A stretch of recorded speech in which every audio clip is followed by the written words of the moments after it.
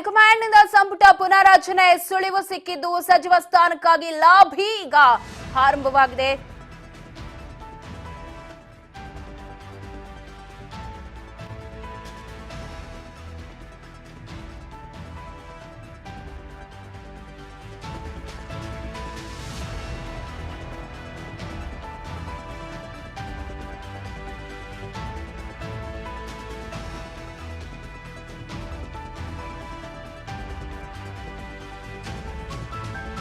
ಹಲವು ಏರಿಯಾ ಶಾಸಕರು ಸಚಿವ ಸ್ಥಾನಕ್ಕೆ ಲಾಭಿ ಶುರು ಮಾಡಿಕೊಂಡಿದ್ದಾರೆ.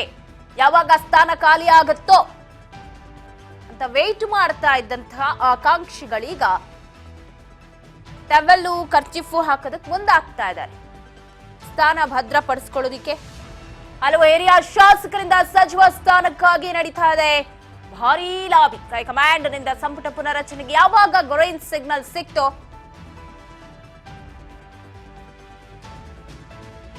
ಲಾಭಿ ಶುರುವಾಯಿತು. ಹಿರಿಯ ಶಾಸಕರಿಂದ ಬಹಳಷ್ಟು ಜನ ಆಕಾಂಕ್ಷಿಗಳಿದ್ರು. ನಮಗೆ ಸಿಕ್ಕೇ ಸಿಗತ್ತೆ ಅನ್ನುವಂಥದ್ದು ಕೂಡ ಅವರಿಗೆ ಗೊತ್ತಿತ್ತು.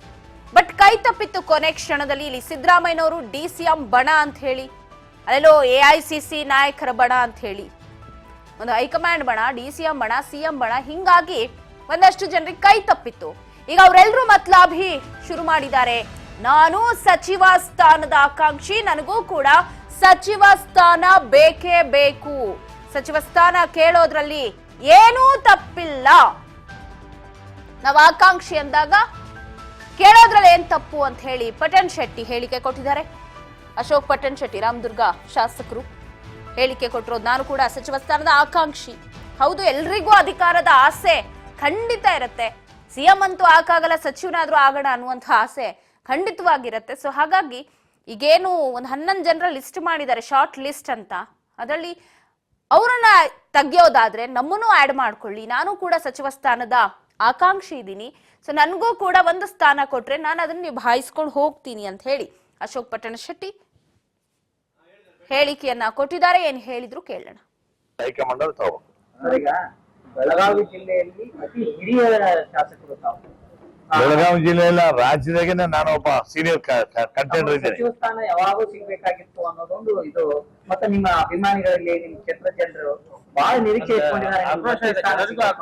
ಜನರು ಏನೋ ಆಕ್ರೋಶ ಇಲ್ಲ, ನಮ್ಗೆ ಹಣೆ ಬರ ಬರ್ದಿರ್ಬೇಕಲ್ಲ. ಮಿನಿಸ್ಟರ್ ಆಗ್ಬೇಕಂತ ಹಣೆ ಬರ ಬರ್ದಿರ್ತಾರೆ ಆಗೋದು ಅಲ್ವಾ?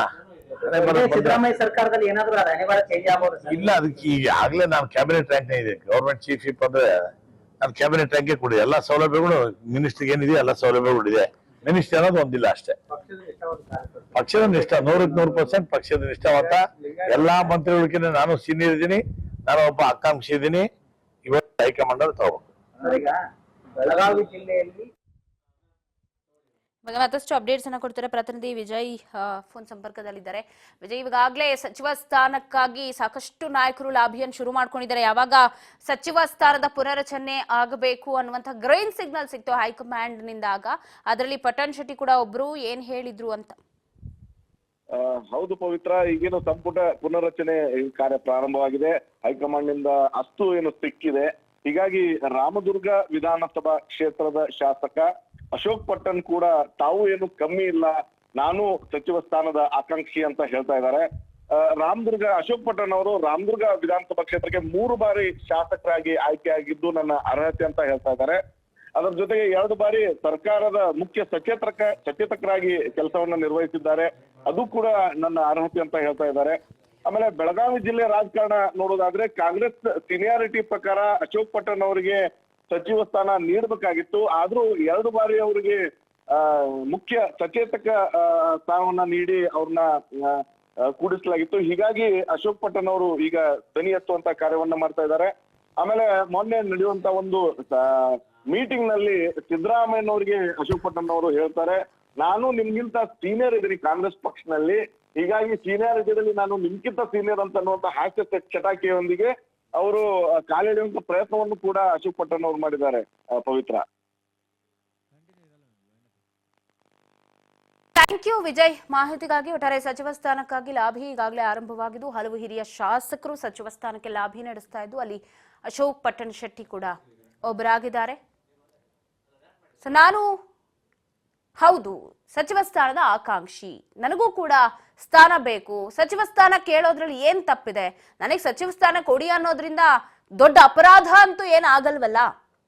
ಎಲ್ರಿಗೂ ಆಸೆ ಇರತ್ತೆ, ಕೆಲವೊಬ್ರು ಹೇಳ್ಕೋತಾರೆ, ಕೆಲವೊಬ್ರು ಹೇಳ್ಕೊಳ್ಳಲ್ಲ. ಹೇಳ್ಕೊಂಡವ್ರಿಗೂ ಸಿಕ್ಕೇ ಸಿಗತ್ತೆ ಅನ್ನೋ ಗ್ಯಾರಂಟಿ ಕೂಡ ಇಲ್ಲ.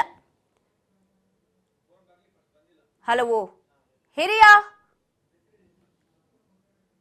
ಶಾಸಕರು ಹೇಳಿಕೆಯನ್ನ ಕೊಟ್ಟಿದ್ದು, ಅದರಲ್ಲಿ ಇದೀಗ ರಾಮದುರ್ಗ ಶಾಸಕರೇ ಹೇಳಿಕೆಯನ್ನ ಕೊಟ್ಟಿದ್ದಾರೆ. ಸ್ವತಃ ಶಾಸಕರೇ ನಮ್ಮೊಟ್ಟಿಗೆ ಮಾತನಾಡೋದಕ್ಕೆ ಫೋನ್ ಸಂಪರ್ಕದಲ್ಲಿದ್ದಾರೆ. ಸರ್ ನಮಸ್ತೆ. ನಮಸ್ಕಾರ ಮೇಡಮ್, ಹೇಳಿ ಮೇಡಮ್.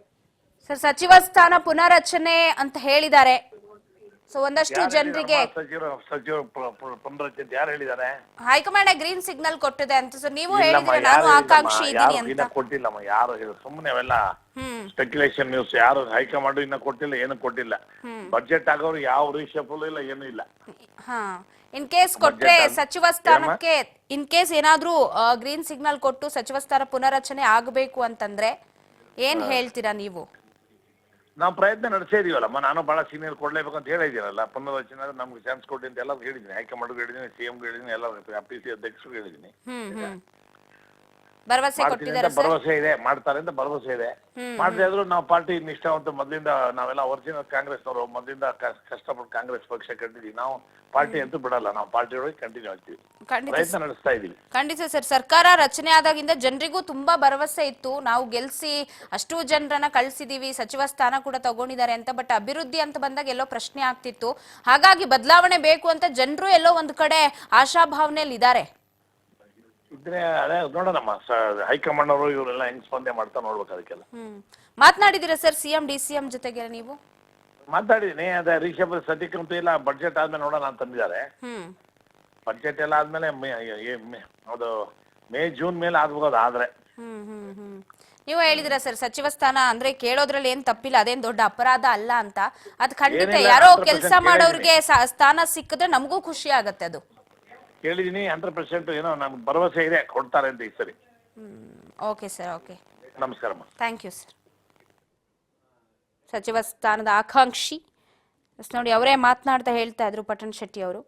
ನಾನು ಕೇಳಿದ್ದೀನಿ, ನಾನು ಮಾತಾಡಿದ್ದೀನಿ, ಬಟ್ ಇನ್ನೂ ಎಲ್ಲೋ ಸಿಗ್ನಲ್ ಸಿಕ್ಕಿಲ್ಲ, ಗ್ರೀನ್ ಸಿಗ್ನಲ್ಲು. ಬಜೆಟ್ ಆದ್ಮೇಲೆ ಅಂತ ಹೇಳ್ತಾ ಇದ್ದಾರೆ. ಬಟ್ ಬಜೆಟ್ಗೂ ಮುನ್ನವೇ ಸಚಿವ ಸ್ಥಾನ ಎಲ್ಲೋ ಬದಲಾವಣೆ ಅಥವಾ